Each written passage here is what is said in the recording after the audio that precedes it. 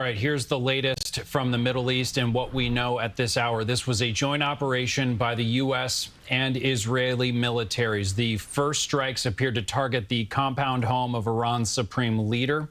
Iran has since retaliated, and officials across the Middle East from Jordan, Qatar, Bahrain have confirmed shooting missiles down that appeared to be headed towards Israeli or U.S. military bases. John Diaz is here in the studio with more developments. Good morning, John. Yeah, good morning to both of you. Lots happening, right? And leading up to this, a run-up to these strikes, the U.S. military moved over a dozen naval ships and aircraft toward the Middle East. President Donald Trump saying, quote, "The lives of courageous American heroes may be lost, and we may have casualties."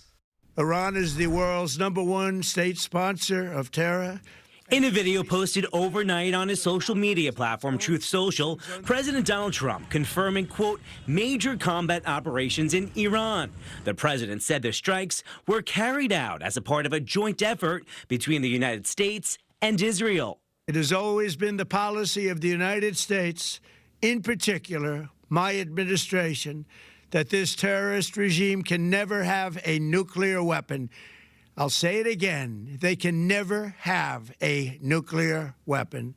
During the video, the president also called on Iran's military forces to lay down their weapons. After video shows some of the aftermath, smoke rising up from the streets of Tehran, the nation's capital. President Donald Trump also called on Iran civilians to rise up and, quote, "take over your government." Meanwhile, in cities across Israel, sirens blared following what the United States Department of War dubbed, quote, Operation Epic Fury. Israeli Prime Minister Benjamin Netanyahu said his military and U.S. forces are working together to target ballistic missile sites that threaten both forces.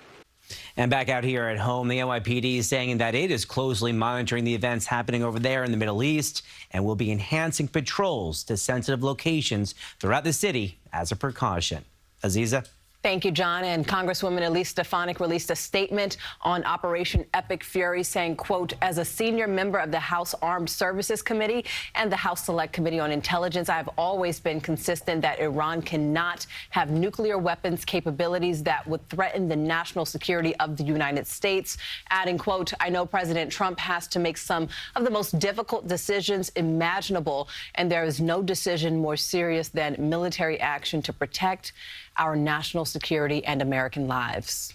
We will continue to follow this situation in the Middle East as it develops. Be sure to look out for updates on air, online, and on our CBS News app. Yeah, it's going to continue to be our top story this morning.